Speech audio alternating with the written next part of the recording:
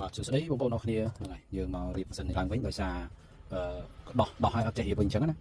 កុំឲ្យបាត់គ្រឿងបើសិនជាយើងអត់ចេះរៀបកុំឲ្យបាត់គ្រឿងខ្ញុំរៀបឲ្យវិញបានទាំងអស់បាទហើយម៉ាស៊ីនហ្នឹងក៏លេងទៅកាំងនេះមកពីខ្ចៅមកគ្រាប់នៅកន្លែងនេះខ្ចៅមកគ្រាប់ឡើយនេះវារបូតឡើងមកវាបុកមួយម្ញុងនេះបាទវាបុកមួយម្ញុងនេះបុកមួយម្ញុងហ្នឹងបដាលឲ្យគៀបវីកបាទនេះដោះឲ្យប៉ុន្តែគាត់ថារៀបវិញអត់ត្រូវគៀបវីកអស់នេះហើយខ្ចៅហ្នឹងគេប្រើមានកៅឡុកគេមានកៅឡុកខ្ចៅបាទគេមានកៅសម្រាប់ឡុកខ្ចៅដើម្បីកុំឲ្យវារបូតតែរបូតអញ្ចឹងគ្រោះថ្នាក់អញ្ចឹងបាទអញ្ចឹងបងប្អូនត្រូវការជួសជុលម៉ាស៊ីនត្រូវការលាងដាក់ពេកដាក់ខ្លាញ់អាចតាក់ទងបានតាមរយៈលេខទូរស័ព្ទនៅលើ profile ហើយសម្រាប់ម៉ាស៊ីនហ្នឹងវាមានបណ្ដាងឡតជាប់មកគ្រាប់នៅខាងស្ដាំដៃនេះបាទឡតជាប់មកគ្រាប់នៅខាងស្ដាំដៃហ្នឹងយើងអាចឡើងទៅជាបណ្ដាងដៃបានបាទហើយនៅខាងនេះមួយទៀតនេះ